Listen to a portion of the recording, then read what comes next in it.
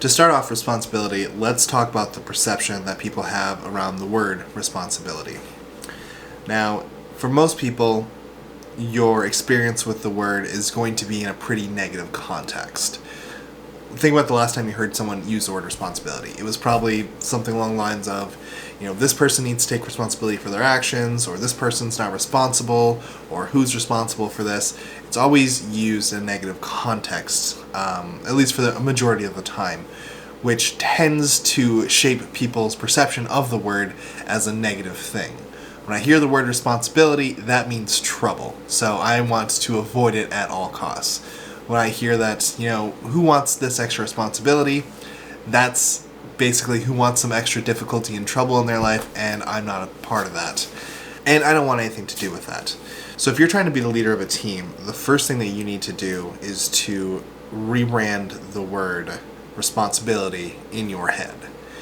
You need to not associate it with a negative thing, because as the leader of the team, you're going to be responsible for everyone's work under you, and then some.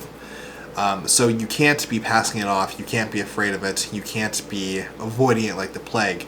If you want to be a successful leader, you need to be willing to not only take responsibility for the things you should be taking responsibility for, but you need to be actively trying to snatch responsibility wherever you can get it. So let's start off by looking at what responsibility actually is. Responsibility is essentially power, or the ability to influence something. Whoever's responsible for something is the person who holds control over it, is the person who has the power with it, and is the person who can kind of decide what happens with a particular situation or responsibility. So let's use an example. Let's say if I'm working at a restaurant and I am responsible for maintaining our supply stock. It's my responsibility to make sure that our supply stock does not go over a certain amount, otherwise it gets wasted, and it doesn't dip below a certain amount, otherwise in a pinch we could run out of something.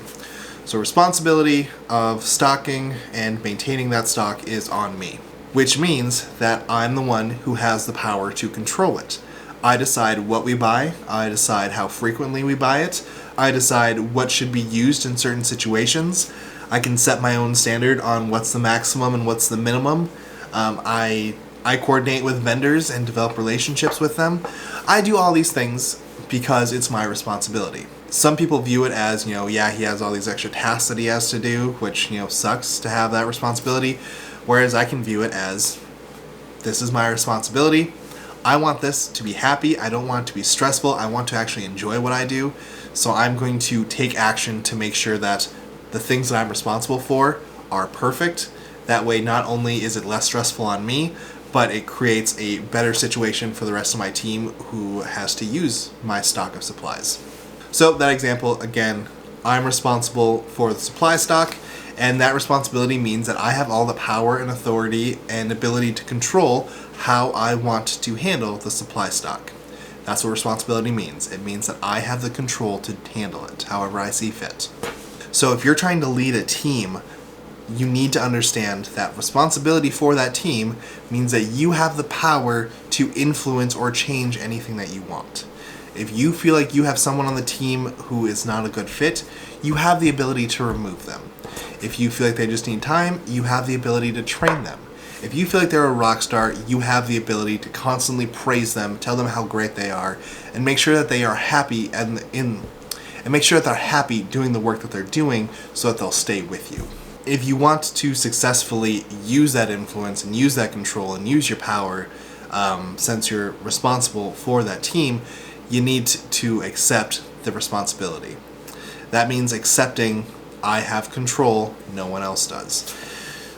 So a big hiccup when this comes up is that people don't want to accept responsibility when something has gone wrong. They only want to take responsibility when something has gone right. So again, let's say if I'm in charge of the supply stock at our restaurant, and it's my job to make sure it stays above the minimum. One day, a cook comes in, he grabs, 3 bags of salt, drops them on the floor, they go everywhere, he has to clean them up, and he grabs 3 extra bags. That's several bags of salt that I wasn't planning on getting used up that quickly, so we drop below our minimum. So if the restaurant manager comes in and says, We dropped below the minimum of our supply stock. Josh, you're responsible for that. What happened? I have one of two choices. What most people will usually do is that they will deflect the blame. They'll give the responsibility to someone else. It was this person who used up way more salt than they should have, that there was any reason to, and it's their fault that we dropped below the supply minimum. Not me, them. But when I blame them, I'm giving them all of my power of control and influence. I'm saying when it comes to the stock, that person has more power than I do, so it's their fault it went below. That person has more control than I do, so it's their fault it went below. So essentially I'm saying that even though it's my responsibility, I'm giving away my power and authority and responsibility to someone else so they can take the blame. That's what most people will do, because no one wants to get blamed for something, because no one wants to be in trouble. Now, the issue with that is that I've made it clear to everyone around that I don't have the power, the authority, or the control to maintain our supply stock, which means that I'm not a good person for this responsibility because I clearly can't do it. I don't have the control with it. The chef has the control, the waitress has the control, the bartenders have the control, someone else has the control, but not me. And that's what you look like every single time you try to deflect responsibility. You are saying to everyone around that I should not be in this position because I don't have enough control to maintain it. Everyone else, or whoever I'm blaming, is the one who has the control. So that person might get the blame for the mistake that they made, or that I made. However, now everyone's going to look at it and say, well, Bill made this mistake. This issue is Bill's fault. But moving forward, apparently Bill's the one to talk to about stock supply problems because Bill's the one who has all the control. Josh clearly just said that he doesn't have any ability to control it, so let's look at Bill now, because Josh said that Bill is the one in charge of stock. So that's what happens when you deflect. That's what happens when you place blame on other people. You're giving away your responsibility. Now, if you want to be a successful leader, you need to do the opposite. You need to start grabbing responsibility wherever you can get it. Not only with your own team, but any area, really, that you can get it. So let's replay that scenario, but this time I'll own responsibility for my mishap. Manager comes in, says, we fell below our stock threshold tonight. Josh, what happened? You know what? The team needed more salt than I was assuming they were going to make. That was my fault because I made an incorrect assumption. I know that I screwed up because I made that assumption and I didn't prep for it. Moving forward, I'm not going to have that assumption. I know realistically now that I need more, so I'm going to increase the stock cap on that. So should the scenario play out again, we'll be prepped and ready for it. This was a good learning experience for me. And in that situation, I made it very clear that it was my responsibility. I screwed up. But in screwing up, I have learned more and can do my job better now because of what I've learned. And I'm also planning on taking action so that this issue won't happen again. So I'm taking that responsibility piece of the negative situation that happened and I'm turning it into a, hey, this is beneficial for me because I learned more than I knew the day before, so I can now do my job better. And I'm going to take action because now that we've experienced this problem, I know what to expect and I can make sure we never go through this problem again. So in that taking action, I've really reinforced that I am in charge, and not only did I know what I was doing, I now know even more, so I'm going to be an even better person to have this responsibility because I now know more and can do more because we had this negative experience and I took responsibility for it. So the main reason why people won't take responsibility is their fear of getting in trouble. If I take responsibility for something, I might get yelled at, I might get fired, I might get A, B, C, D. That's going to happen every once in a while.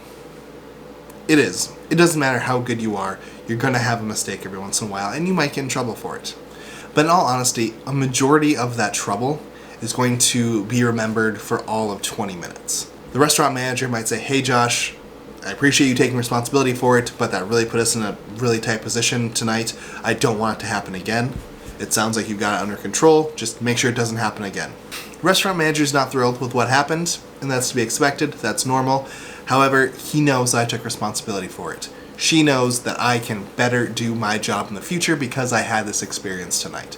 And that's really one of the best parts of taking responsibility is that you can take those incidents that happen, those bad experiences, and if you take responsibility for them, say how you screwed up, what you learned, and what you're going to do in the future to make sure that mistake doesn't happen again, that is very impressive to see. That's what people trust. That's what they want to see in someone who's going to lead a team.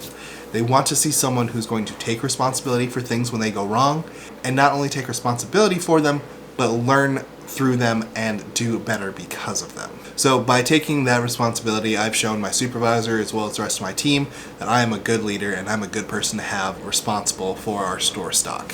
And a major part of accepting responsibility is not just going through the motions of I'm responsible for this, or yep, I'll take responsibility for that, that was my bad.